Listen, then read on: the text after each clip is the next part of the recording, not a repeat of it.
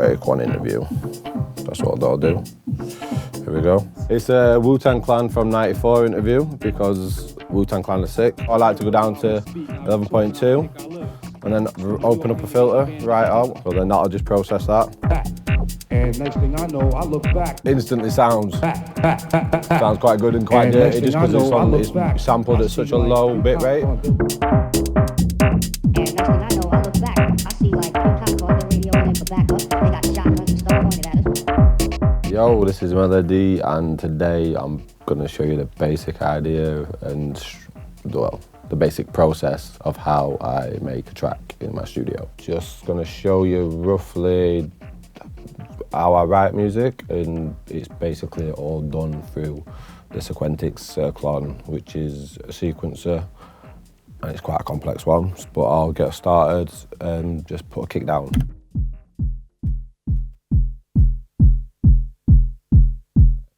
So yeah, basically, I've got access to all my synths and all my different drums just through the sequencer, so I can just mute and unmute parts as I want and program different patterns and all sorts of different velocities. And when I start, I'll, like I say, it's normally just with a kick drum, and then I've got hi-hats that are generally set up or ready to go. So I can just start building straight away. The drum ops is all being triggered from that, so then I can just tune stuff and get drums sort of together on here.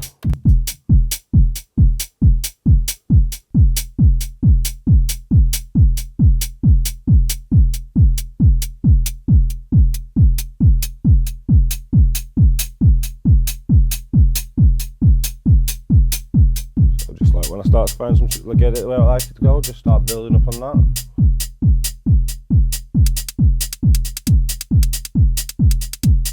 Great thing with the Circlon is I can just easily start playing around with the velocities, stuff like note length and that within just a couple of button presses, so everything starts to, you know, develop into something quite quickly. And then, you know, decide a synth that I want to get a pattern to, and there'll always be a pattern on this which is just stored from what I've used before. So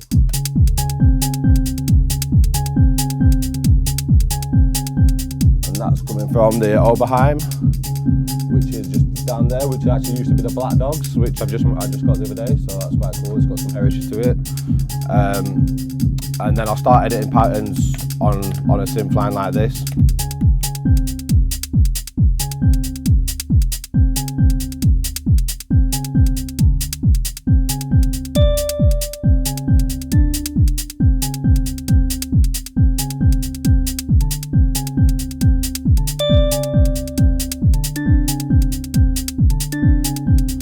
See more of the velocity sort of work, or hear it, should I say.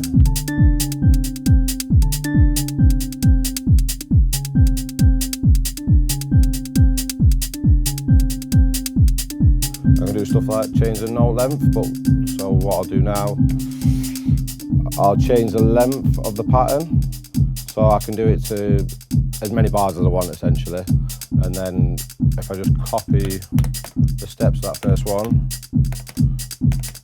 I'll literally do this over like 16 bars.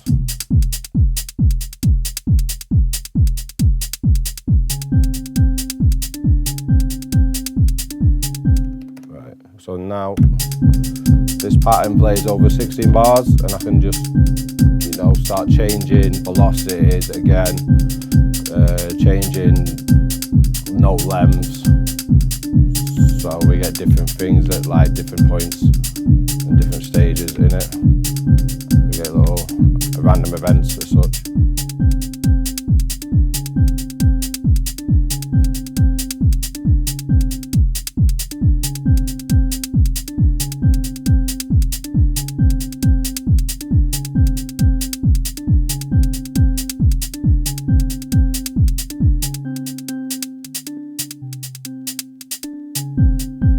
Whilst I'm writing, because I've got the Circlon, it means that I can sort of, literally as I'm starting to even just build a groove, just test out the ideas of the patterns. I've got like this, none of this right now needs to be the exact sounds. It can always just keep developing, and it'll often, you know,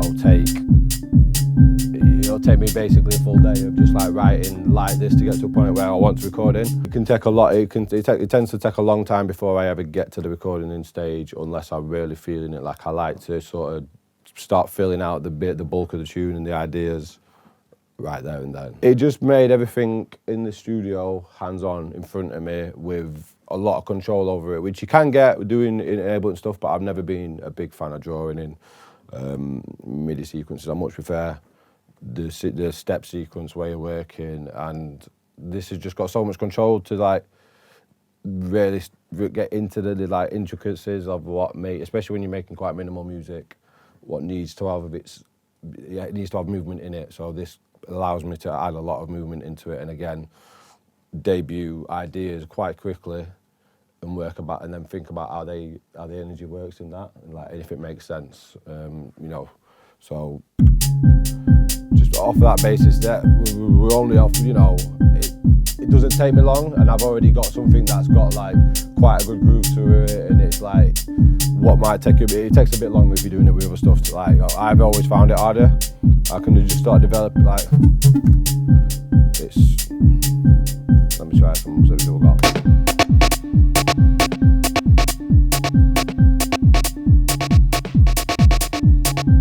And quite often there's patterns that I've already used. Obviously just saved in it so I don't wipe stuff, so it's kind of, there's always something there for me to write with and start working at and editing, and it makes my workflow really good. Like if I'm in the mood, I could record like 3 or 4 tunes a day if I really like decided I just want everything was good enough and needed recorded in, and then I can deal with all the mixing and arranging quite quickly and quite easily in Ableton. Yeah, 100% could use this for performance. It's I imagine there's quite a lot of people who probably do use it live.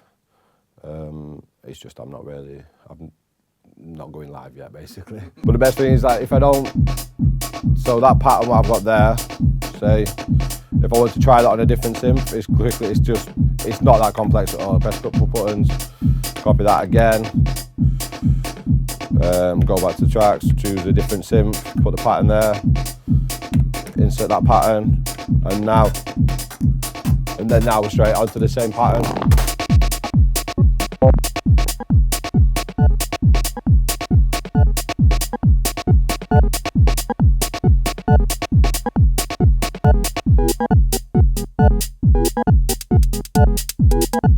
So this is actually quite typical of how I work, because I like to make sure that I'm really into sort of the vibe what I'm creating, the loop that I'm creating, so quickly I'll change between those different sits, and again it's like, right, which one do I prefer, do you know what I mean? I'll build it like that, because it's not necessarily, I quite work on the principle of just keeping as little as I can do, in the sense of, I don't want to be looking at like 20 different melodies and lots of different bits and bobs. Like I want to make sure what I'm using, it's not too much, and it keeps the groove, and that's what it's all about for me. I can audition everything across all different synths because of the way that I've got it set up easily.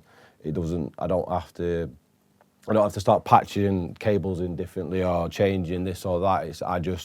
I press a button, I press a few buttons, and that pattern is now going to be triggered from either say the Yamaha, if I've just changed it there. I could then send it to the Pulse, I could send it to that, I could send the exact same pattern to any synth. I know people do that on VSTs, but because these are my synths, I know these synths, you know what I mean, and they've got certain sounds on them, and you don't get it unless you've got these synths, so it's nice to have. So as you can see, it just keeps changing over the space of 10 minutes. It's not as such like I never tend to have a defined idea exactly of what I wanted to sound and how I wanted to end up. I just have to sort of play around until it's caught me in a moment, and that's where I want to be at. Try and add some on top of that.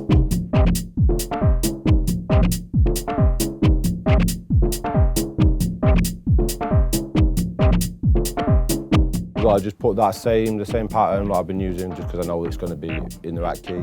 I then sent that to the DX200, and this is a special little thing because it's FM synthesis, but you get some hands-on control over it, which you don't often get. It's not easy hands-on control. You've got it's not perfect, but you've got dials to control different sections of it, whereas most times I've got quite a lot of FM stuff, but it requires menu diving and sort of stuff like that. So. How long have you had that? I actually got that off of Woolford. He sent it to me like probably about 6 months ago, 7 months ago. But yeah, Woolford, I wanted to get one, and Paul was just like, I've got one, I'll send you it. And I'm like, nice one, thanks man. Like, the benefits, you know. As I'm going along, I'll sort of start leveling stuff a little bit on the desk and start sort of figuring out the EQ roughly.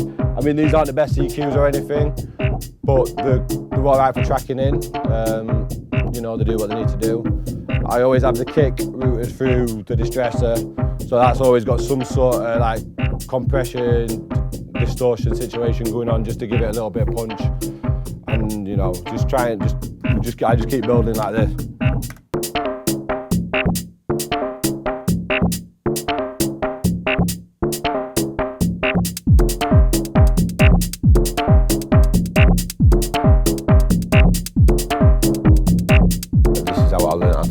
Essentially, I started on these and then I moved to this quite quickly. But it's just, for me creatively, I'll end up getting stuck in a 4-bar loop, and it gets completely pointless. Whereas like when I'm using, and hands-on synthesis is what works for me. I always just use samples because I don't like using VSTs and doing little mouse clicks and stuff like that. And I've just gradually, like over the past few years, worked to a point where I've got a studio that's now, it's essentially a live studio. Everything works on outboards. You know, I've got effects processors that I can use on sends and stuff like that to start filling out sounds, and I can really do quite a lot before I even have to commit to Ableton. But it's great for, it's amazing for editing audio, which is like, that's the main thing what I'm using for. Yeah, I do a lot of mixing inside there. I do basically all the mixing. I'm not too focused on having like a super clean mix down or having like a modern sounding sort of thing as well either. So that kind of makes it a bit easier because some of this stuff can sound a little bit dusty. You can make it sound nice, but it's a bit more limited. But the way I have it set up is I assign whichever audio I want to, depending on how I want to route it, or goes to like there's 4 subgroups. So at the minute that's my kick, and that's like another synthesizer, and then I have a little stereo pair here, so whatever I want to say, I'd send out stereo, I send on that. So it means I can record in normally 3 sort of channels at a time, which is handy. It means it saves me a bit of work, and it literally just involves going.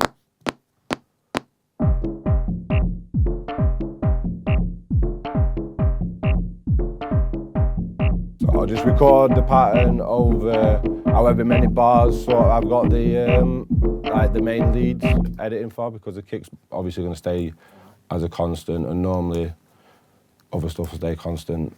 I'll just start pulling. So I have the kick drum set up as a low pass kick as well, because I know that I'm going to have points where the kick's just playing but it's low pass.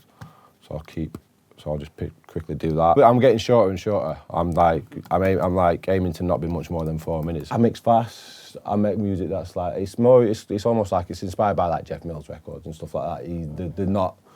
They're to the point. Do you know what I mean? Yeah. There's no. It's designed to be a groove in a club and be used, and it's not necessarily. It doesn't have to have big breakdowns and big moments and stuff like that all the time. Like.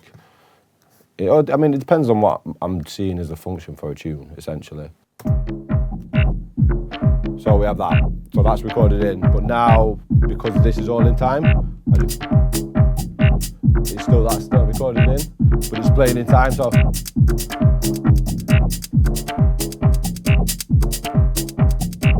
I can just start it quickly. So you know, if I want to record that loop now, just go to the corresponding group.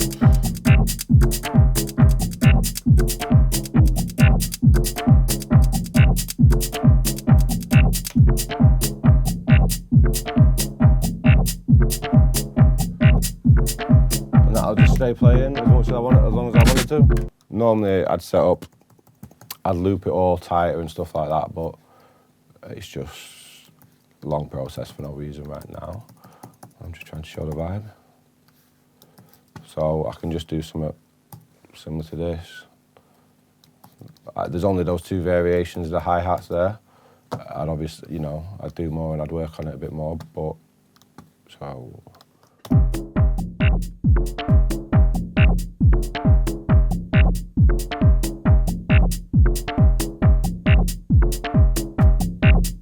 And again, I'm still in time with everything on this.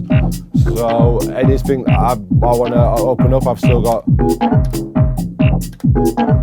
And I can just start debuting stuff on top of that and changing patterns and working like that. That's just giving the low pass on the kick drum because it weren't already on that channel. The good thing about this is the arranged, like I've not really been doing this for like long, and I've already got a basic rough idea of 2 minutes and 45 what I can start like building on, and it's not just stuck within being a short loop. That's not like I can just move on, get this done, and then start recording in another track and come back and revisit, like come back tomorrow and then start thinking about the mix down and thinking about what I do and don't like, rather than just getting caught up, not really getting anywhere. Pretty much anything that I record, I finish.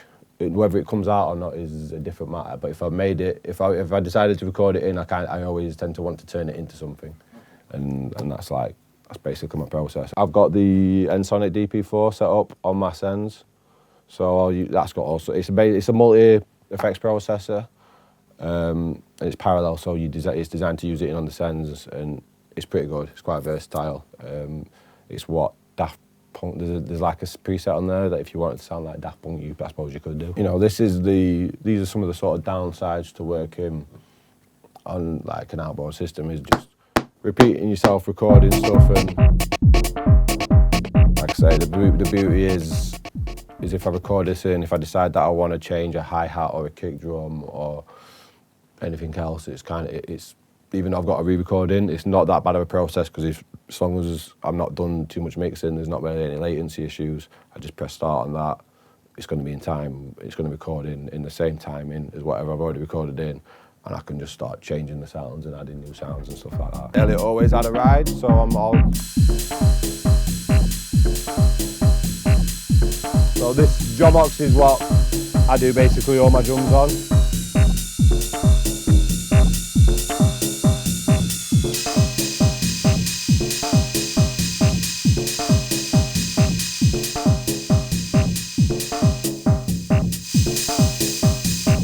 One thing that I think is important to mention is gain structuring, like, I don't know, that's definitely something.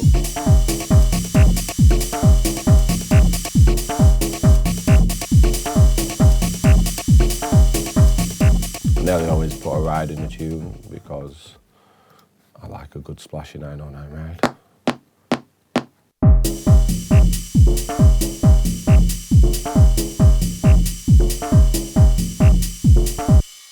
Recorded. I mean, one thing that I always do as well, and I think that's important, is, you know, work quite quietly, like in terms of audio levels and that, and think about your gain staging.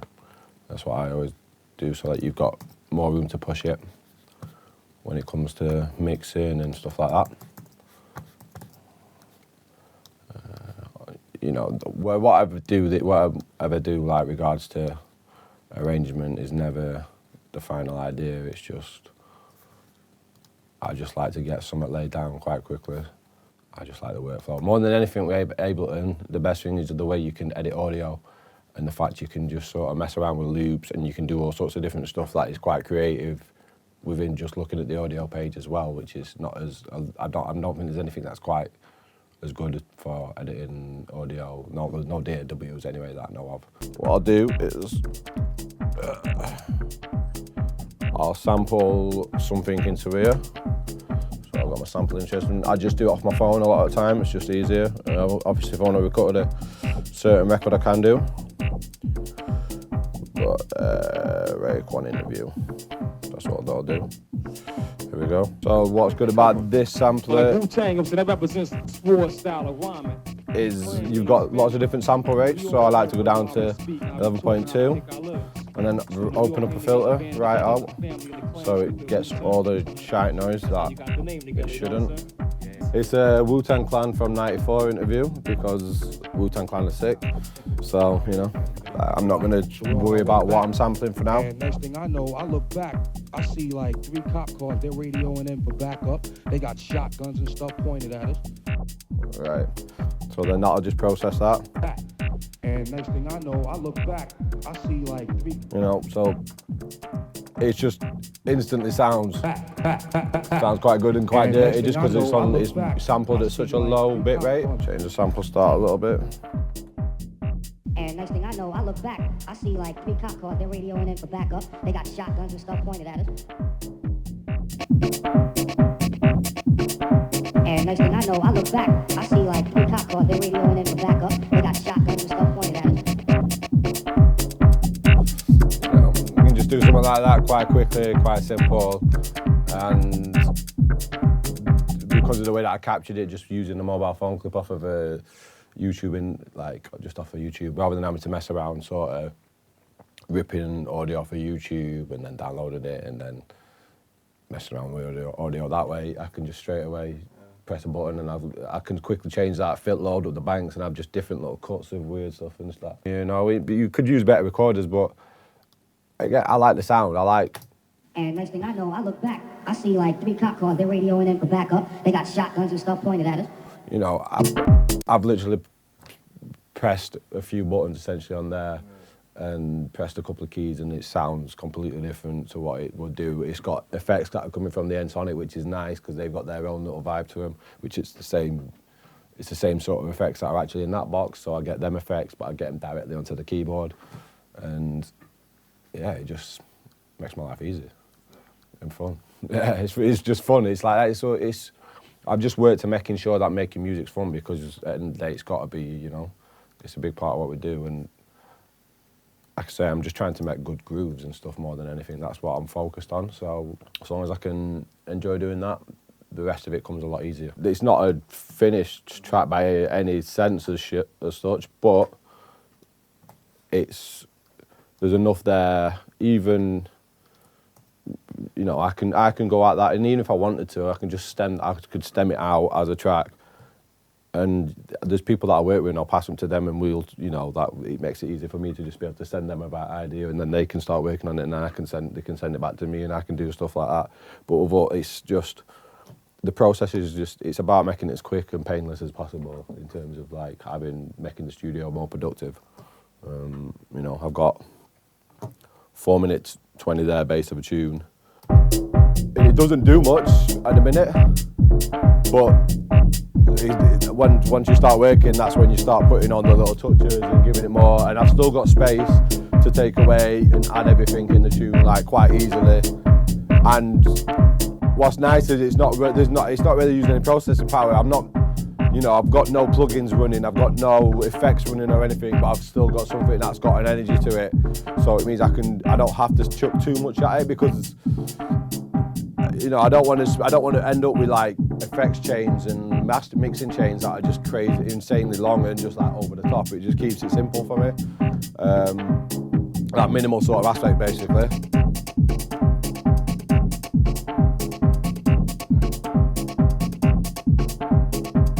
Yeah, this is the tune.